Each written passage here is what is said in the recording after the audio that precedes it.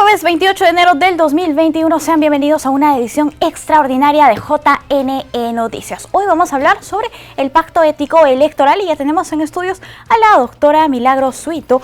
Ella es directora nacional de Educación y Formación Cívica Ciudadana de nuestra institución. Vamos a hablar un poco sobre el Tribunal de Honor, cuáles son sus funciones y también las actividades durante las elecciones generales del 2021. ¿Cómo está, doctora? Bienvenida a JNE Noticias. Muy buenos días. Muy buenos días, ¿cómo están? Gracias, Paloma. Bien, doctora, si podemos hacer un balance de lo que significó la ceremonia que acabamos de ver, en la que afortunadamente han suscrito el Pacto Ético Electoral 17 organizaciones políticas. Bueno, ha sido un balance positivo, hemos contado con todas las organizaciones políticas que se comprometieron, ¿no? Desde un principio, durante toda la etapa de conversaciones, reuniones de trabajo para poder llegar a un consenso y definir este texto tan importante para nuestra democracia, ¿no? Como es el Pacto Ético Electoral. Así es, doctora, este se viene firmando desde hace muchos años atrás, incluso estamos hablando del año 2005. Para las elecciones generales 2021, ¿cuáles son las novedades, los puntos que se han agregado al Pacto Ético Electoral, sobre todo considerando en el contexto en el que nos encontramos actualmente? Bueno, lo primero que hay que destacar, justamente como tú bien lo has mencionado, el contexto de pandemia, de crisis sanitaria, económica, que no solamente viene azotando a nuestro país, sino también a todo, al mundo entero. Y ese ha sido uno de los compromisos que destacamos, ¿no? Y saludamos también el esfuerzo de todas las organizaciones políticas por consensuar este acuerdo donde lo que se está priorizando es la vida y la salud de los ciudadanos y las ciudadanas. Y en ese sentido, el compromiso señala que las organizaciones políticas van a priorizar las campañas a través de las diversas herramientas, ¿no?, que nos ofrece ahora la tecnología, y eso creo que es importante destacar, y cumpliendo sin duda las disposiciones que se han dado por las instituciones y las correspondientes y competentes para poder cumplir todos los protocolos que tienen que haber, pero en este contexto sin duda de segunda ola en que nos encontramos, hay creo que un deber y una enorme responsabilidad de todos y de todas por justamente no generar ningún tipo de propagación del virus en esta etapa también del proceso electoral. Así es, doctora, esos tienen que ser los compromisos de las organizaciones políticas. Sin embargo, hace un momento acabamos de ver que también se han adherido a este Pacto Ético Electoral algunas instituciones. ¿Cuál es su rol? Bueno, las instituciones que están en calidad de adherentes tienen un rol importante porque nos van a permitir difundir estos acuerdos. Muchas de las organizaciones de sociedad civil representan a muchos sectores de la ciudadanía, a nuestra diversidad. Tenemos ahí instituciones como Chirapac, tenemos también instituciones de los movimientos feministas, también de las organizaciones de sociedad civil como también que representan a los jóvenes, a la población afrodescendiente, a la comunidad LGTBI, pero también instituciones técnicas y organizaciones multilaterales que nos han apoyado y nos vienen apoyando para la construcción de todas estas iniciativas que se realizan de manera conjunta también desde hace muchos años. Así es, doctora. Ahora, si hablamos de las funciones del Tribunal de Honor del Pacto Ético Electoral, ya se tienen a sus miembros, ya se tiene también a la presidenta. ¿Cómo es que se ha hecho la elección de la titular de este colegiado?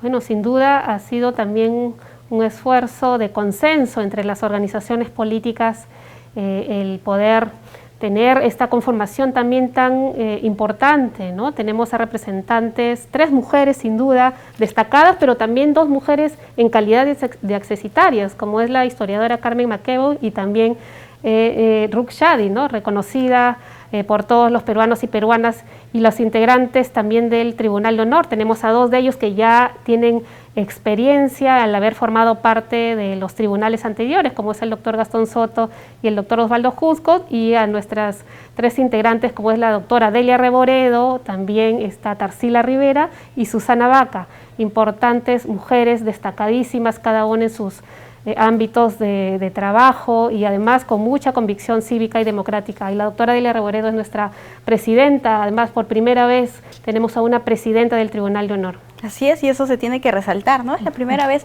que una mujer asume la titularidad de esta instancia. Y el panorama que tenemos, doctora, del las mujeres que se encuentran en cargos de poder, en toma de decisiones. Es increíble y es importante que se refuerce también desde el Tribunal de Honor del Pacto Ético Electoral. Ahora, en el proceso electoral en curso, ¿cuáles son, digamos, las contribuciones del Tribunal de Honor? Bueno, han habido enormes contribuciones a través de sus pronunciamientos, resoluciones o exhortaciones, ¿no?, que tienen en realidad también una finalidad pedagógica, ¿no?, del respeto a los valores y principios fundamentales y a la ética que debe primar en todo proceso electoral, y han resuelto, ¿no?, casos también emblemáticos que han permitido poder contar también incluso, ¿no?, con una mayor información en los procesos electorales. Recuerda que ahora también en el Pacto Ético Electoral se ha precisado que los candidatos se han comprometido a brindar mayor información que la que está contenida en la hoja de vida, que tiene que ver con los procesos judiciales en trámite. Este punto lo discutimos mucho en las reuniones de trabajo y bueno, se llegó a un consenso de que la transparencia tiene que primar, y el Tribunal de Honor va a tener una enorme labor también por vigilar el cumplimiento de esos compromisos, pero también hacer docencia y promoción de la participación de los ciudadanos y ciudadanas. Y además porque ahora tenemos estos nuevos o estos lineamientos, ¿no?, de conducta en redes sociales, que es algo novedoso también que se ha incorporado en el Pacto Ético Electoral, y que los miembros del Tribunal de Honor seguramente van en las próximas semanas seguramente a brindar algunas precisiones al respecto para poder también generar mayor conciencia, ¿no?, de la responsabilidad que hay en el uso de las redes sociales. Así es, doctora, y qué bueno que toca este tema de los lineamientos de conducta en redes sociales. Nos gustaría que nos explique cómo es que surge esta iniciativa de incrementarlos por primera vez en el Pacto Ético Electoral. Bueno, estamos en un contexto de cambios, de situaciones inéditas que nadie esperaba, ¿no?, y la nueva normalidad yo creo que ha precipitado que pongamos, busquemos todas las posibilidades posibles en un contexto donde las formas tradicionales, ¿no?, del acercamiento, incluso las campañas de manera presencial, pues se están trasladando al entorno virtual. Las nuevas tecnologías nos permiten eso, pero también hay muchos problemas, ¿no?, que surgen al utilizar las tecnologías teniendo en cuenta otro tipo de parámetros que no son tan éticos, ¿no? Por eso es que esos lineamientos lo que establecen es una suerte de pautas para que las organizaciones políticas puedan usar, ¿no?, las redes sociales, la tecnología, incluso se ha especificado que puedan verificar, ¿no?, certificar sus cuentas de redes sociales para que la ciudadanía pueda contar con información oficial. En las redes sociales abunda mucha información, pero también mucha información falsa. Y creo que esos son los nuevos fenómenos que se vienen dando en estos tiempos de avance tecnológico en el mundo. Así es, doctora. Y bien, también hay que hacer una exhortación a las organizaciones políticas a la autorregulación. Tendremos al Tribunal de Honor bien que revisará exhortaciones, pronunciamientos, pero es importante que cada organización política, cada candidato se autorregule. Doctora, ya para finalizar con la entrevista, nos gustaría que usted se dirija a la población, a las organizaciones políticas, candidatos que de repente nos están observando, a que respeten los compromisos firmados en el Pacto Ético Electoral. Sí, el Jurado Nacional de Elecciones, conscientes del compromiso que el día de hoy han suscrito los partidos políticos, hace una invocación al respeto. Yo creo que la ciudadanía, en un contexto además como el que estamos viviendo, merece, ¿no?, merece mayor información, merece también el respeto. El Pacto Ético es un instrumento ciudadano. Ellos han firmado no frente al Jurado Nacional de Elecciones, sino frente a la ciudadanía. Y por eso es que es tan importante este acuerdo para todos nosotros. Así es, doctora. Bien, nosotros estamos muy agradecidos con usted por acompañarnos aquí en JN Noticias. Vamos a contarles ahora a nuestros amables televidentes que uno de los compromisos fundamentales del Pacto Ético Electoral que acaban de firmar los partidos políticos es el respeto a los protocolos sanitarios, una propuesta planteada por el Jurado Nacional de Elecciones. Adelante. El Jurado Nacional de Elecciones propuso a los partidos políticos que el respeto estricto a los protocolos sanitarios establecidos por las autoridades competentes sea uno de los compromisos del Pacto Ético Electoral, el cual suscribirán con motivo de las elecciones generales 2021. Al respecto, el presidente del JNE, Jorge Luis Salas Arenas, exhortó a las organizaciones políticas a intervenir de manera ordenada, transparente y responsable. en las elecciones tal como nuestra sociedad lo requiere, expresó. Asimismo señaló que estos comicios son particularmente complejos, pero que se vienen realizando todos los esfuerzos necesarios para llevarlos a cabo eficientemente, satisfaciendo así las expectativas ciudadanas. El JNE ha planteado que las organizaciones prioricen el uso de plataformas virtuales y mecanismos alternos para el desarrollo de las campañas electorales, limitando de esta forma las actividades presenciales con el propósito de prevenir el contagio de la COVID-19, teniendo en cuenta el anuncio de una potencial segunda ola. Así, las acciones proselitistas que se desarrollen de manera presencial deberán tener presente el uso obligatorio de mascarillas y otros elementos sanitarios por parte de los candidatos afiliados y simpatizantes, además de garantizar el debido distanciamiento entre personas, evitando las aglomeraciones. Para complementar estos compromisos, el ente electoral planteó el establecimiento de lineamientos de conducta ética en la red, entre los que figuran evitar agravios, expresiones discriminatorias y el acoso político, no hacer uso de cuentas falsas y tampoco de las denominadas fake news. Entre otras propuestas del organismo electoral está la lucha contra la corrupción y prevenir, disuadir y denunciar los aportes que provengan del narcotráfico, minería ilegal, entre otras fuentes irregulares. El Pacto Ético Electoral es una propuesta que impulsa el JNE a fin de llevar a cabo una campaña electoral alturada en las elecciones generales 2021, en el marco de los valores y principios democráticos.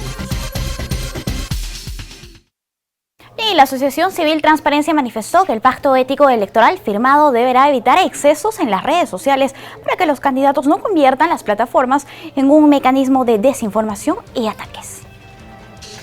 El secretario general de la Asociación Civil Transparencia, Iván La Negra, sostuvo que el uso de las redes sociales durante la actual campaña debe ser incluida en el pacto ético electoral, a fin de que candidatos y partidos hagan un manejo positivo de las mismas sin excesos. De acuerdo a La Negra, esto siempre representa un riesgo, pues es frecuente en este ámbito que se apele al anonimato para lanzar ataques o falsedades.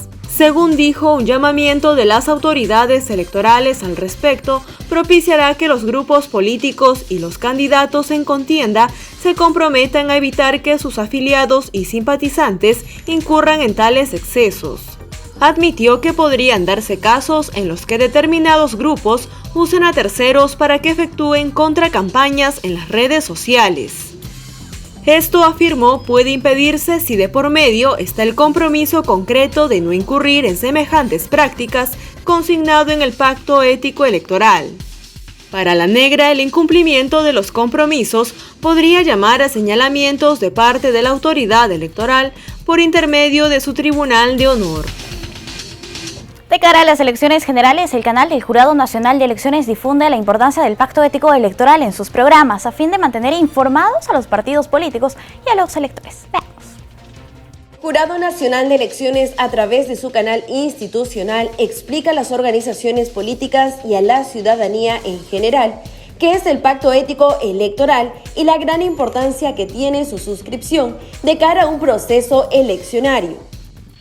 El Pacto Ético Electoral es un compromiso de honor que suscriben las organizaciones políticas en un proceso electoral, que lo que busca básicamente es garantizar que las organizaciones políticas que participan de este proceso puedan conducirse de manera proba, de manera propositiva, donde surjan los valores democráticos que beneficien a la población. De esta forma, el Jurado Nacional de Elecciones, en su programa Guía Electoral, da a conocer cómo surgió esta buena práctica y con qué fin se realiza.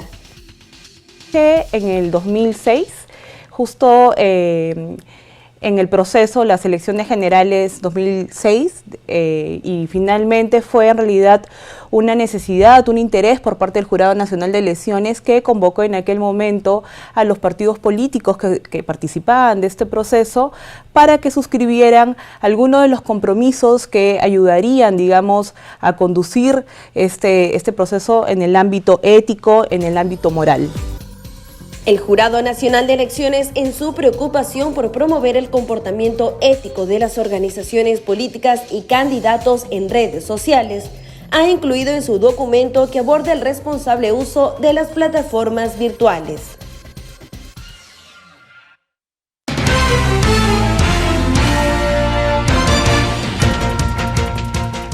Amigos, es momento de otra entrevista. Ya nos encontramos con Moisés Piscoya Arteaga. Él es intérprete del lenguaje de señas y vamos a hablar sobre el lenguaje inclusivo en la firma del Pacto Ético Electoral del Jurado Nacional de Elecciones que acabamos de presenciar. ¿Cómo estás, Moisés? Para nosotros es un gusto tenerte aquí en nuestra institución. Bienvenido. Muy buenos días. Buenos días, Paloma. Gracias por la invitación. Un gusto estar con ustedes. Bien, vamos a hablar un poco de lo que significa el lenguaje de señas, el lenguaje inclusivo, porque es tan importante que cada una de las actividades oficiales que se tienen en nuestro país se haga la interpretación correspondiente. Coméntanos, por favor, Moisés. Sí, solamente para acotar, es lengua de señas porque es un idioma oficial de la comunidad sorda, ¿no? Y es importante y muy relevante que la información sea accesible para que los sordos tengan su propia opinión y puedan tener un voto informado, ¿no? Mucho tiempo atrás, la comunidad sorda esperaba que la interpretación sea horas después o al día siguiente, ¿no? Y ellos tienen derecho a tener la información en tiempo real. Así que es importante ahora en esta coyuntura electoral que ellos puedan informarse a través de su lengua, ¿no? La lengua de señas. Así es, Moisés. Y si podrías hablarnos un poco de tu experiencia en las actividades oficiales. Hemos visto que has trabajado en diferentes actividades como los mensajes presidenciales que se dieron en su momento, en Aprendo en Casa también. Coméntanos más al respecto. Sí, bueno, yo adquiero la lengua de señas de temprana edad. Mi hermana mayor es sorda y lo aprendí junto con ella. Ella fue la que me crió. Pero aprender señas no significa que ya puedas interpretar. Entonces he tenido que aprender las técnicas y diferentes maneras de interpretación, ¿no? Y bueno, ahora se ha dado esta oportunidades que he tenido profesionalmente de poder interpretar eventos importantes para la comunidad sorda esté informada. Así que ahora en Aprendo en Casa también es una interpretación distinta a lo que se hace normalmente con diferentes coyunturas electorales, que los niños son otro público, ¿no? Otro público de niños que están adquiriendo su primer idioma, que es la lengua de señas. Entonces hay más movimientos, gesticulación, entonces se hace un tipo de interpretación diferente, ¿no? Pero bueno, he tenido la oportunidad de interpretar varios eventos y agradecido y con mucha responsabilidad en hacerlo para que la comunidad sorda esté informada de todos esos acontecimientos políticos, ¿no? Así es, Moisés, tú has tenido la oportunidad de interpretar ciertas actividades, sin embargo, lamentablemente en nuestro país todavía hay una brecha muy amplia en el tema de la inclusión y hay mucho trabajo que realizar. En ese sentido, ¿cómo observas tú la labor que tenemos que hacer como ciudadanos, como instituciones públicas y privadas para ser más inclusivos como país? Sí, a pesar de que hay una ley, la ley 29535, es donde dan diferentes lineamientos de poder hacer accesible toda información, ¿no? Entonces, hay televisoras públicas y privadas que aún no tienen interpretación en lengua de señas, pero que exhortamos y exhorto desde acá que puedan ser accesibles su información, sus noticieros, para que la comunidad sorda tenga libertad de poder escoger cualquier canal y puedan tener esa información accesible, ¿no? Hay mucho que trabajar, hay mucho por hacer y esperemos que las organizaciones privadas y también estatales puedan hacer esas buenas prácticas de poder hacer accesible su información. Ahora mucho más, ahora que es estos acontecimientos electorales, que es importante para que la comunidad sorda tenga un voto informado, ¿no? Así es, Moisés, y precisamente me gustaría incidir en ese tema del voto informado, porque mucho se dice de que todos los ciudadanos debemos informarnos bien para emitir un voto responsable, un voto de calidad, pero ¿cuáles son las herramientas que nosotros como instituciones, como medios de comunicación, les damos a estas personas para que se sientan incluidas y también para que puedan emitir un voto de calidad? En ese sentido, vamos a hacer un llamado y una exhortación desde aquí a que todos los medios de comunicación puedan tener la interpretación de señas. Adelante, Moisés. Así es importante y aprovecho en saludar al Jurado Nacional de Elecciones de poner intérprete de lengua de señas para que la comunidad sorda sea parte y no sea aislada, ¿no? Sino que ahora en este acontecimiento, que acaba en el voto, en el pacto ético, puedan tener ellos la información justo precisa para que ellos puedan saber lo que está pasando a su alrededor y en su información. Así que agradezco al Jurado Nacional de Elecciones y estas buenas prácticas se puedan dar también en diferentes instituciones privadas y nacionales, ¿no? Nosotros estamos muy agradecidos contigo por acompañarnos aquí en JN Noticias y también por interpretar en los eventos, actividades especiales de nuestra institución y seguramente también en los que se vienen como exposición de ideas parlamentarias, debates que se tienen, seguramente también contaremos con tu presencia. Muchas gracias. Muchas gracias. Bien, amigos, nosotros vamos a continuar aquí en JN Noticias en esta edición extraordinaria y vamos a recordar la historia del Pacto Ético Electoral, una iniciativa del Jurado Nacional de Elecciones que, como acabamos de presenciar, es una de las actividades oficiales más esperadas. Veamos. El Pacto Ético Electoral es una iniciativa del Jurado Nacional de Elecciones que surgió con el propósito de que las organizaciones políticas lleven a cabo sus campañas electorales de manera alturada y así resalten las propuestas de los candidatos en lugar de los agravios, lo cual favorece el voto informado y responsable de la población. El 28 de abril del 2005, las agrupaciones políticas suscribieron el primer pacto ético electoral en el país, el cual se aplicaría en las elecciones generales 2006. Uno de los compromisos que se estableció fue que de manera obligatoria los candidatos presentaran sus hojas de vida, requisito que hasta entonces solo era voluntario. A finales del 2005 se convirtió en ley. En el 2006 se agregó a la ley que también de manera obligatoria los postulantes a la presidencia presenten sus planes de gobierno de manera detallada. El Pacto Ético Electoral del 2010, que se suscribió con miras a las elecciones regionales y municipales de ese año, se incluyeron diferentes compromisos, entre ellos la realización de los debates electorales entre los candidatos, tanto de Lima como a nivel nacional, además de la presentación de bienes y rentas de los candidatos. El 19 de mayo del 2015 aparece la Ley 30326 que modifica la Ley de Partidos Políticos y establece que los candidatos consignen de manera obligatoria en su hoja de vida la declaración de bienes y rentas. Una vez más, un compromiso del Pacto Ético Electoral se convirtió en ley. En el 2020, el Congreso de la República aprobó la Ley de Paridad y Alternancia en las listas de candidatos. Actualmente, la suscripción de este pacto se ha institucionalizado de tal modo que es una de las actividades oficiales más esperadas. Su suscripción se da para las elecciones generales, regionales y municipales, revocatorias y elecciones municipales complementarias e incluso en comicios extraordinarios. La presentación de hojas de vida, los planes de gobierno, los debates electorales, la declaración de bienes y rentas y la paridad y la alternancia son aportes fundamentales del Pacto Ético Electoral para que la ciudadanía vote de manera informada, reflexiva y responsable. Bien, amigos, les compartimos ahora una pastilla informativa de Infogov sobre la cultura de paz.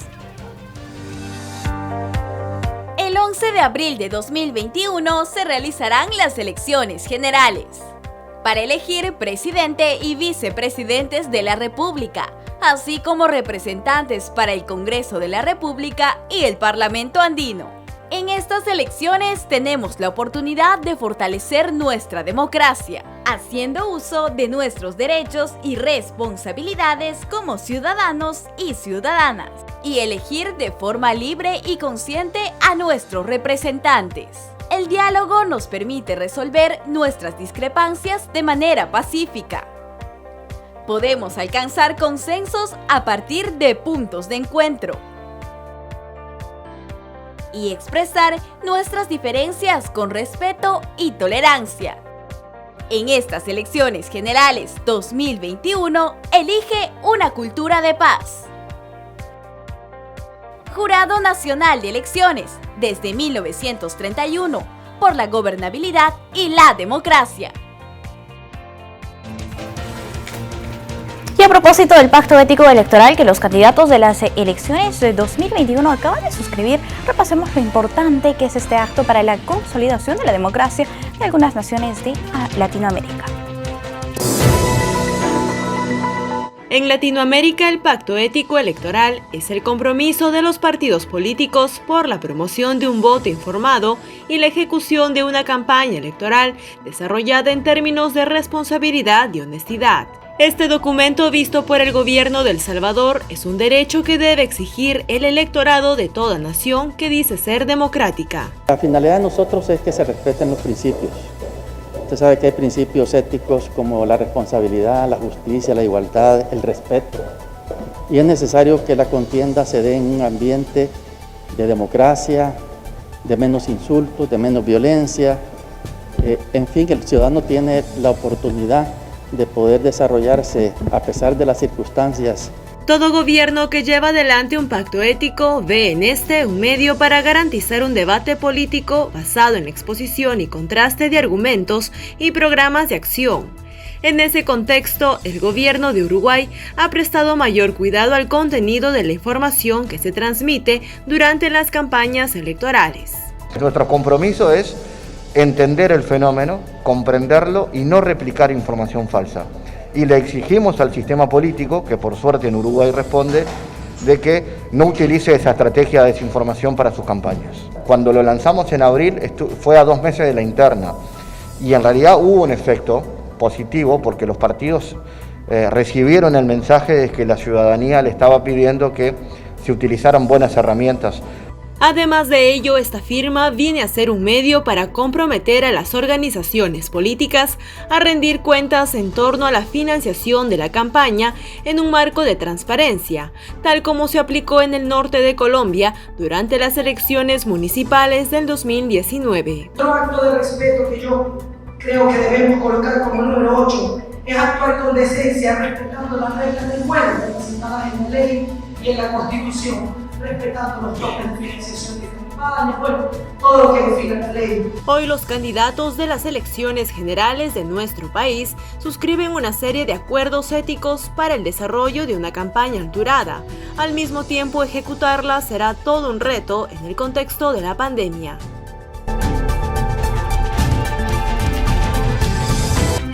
Bien, como vemos, el pacto ético electoral se suscribe también en otras partes de Latinoamérica. Amigos, no hay tiempo para más, llegó el momento de despedirnos. Muchísimas gracias por acompañarnos en esta jornada informativa. Recuerden que estamos en los canales 44 y 516 de Movistar, así como en las redes sociales del Jurado Nacional de Elecciones y las plataformas de nuestros canales aliados. Nos reencontramos el día de mañana. Permiso.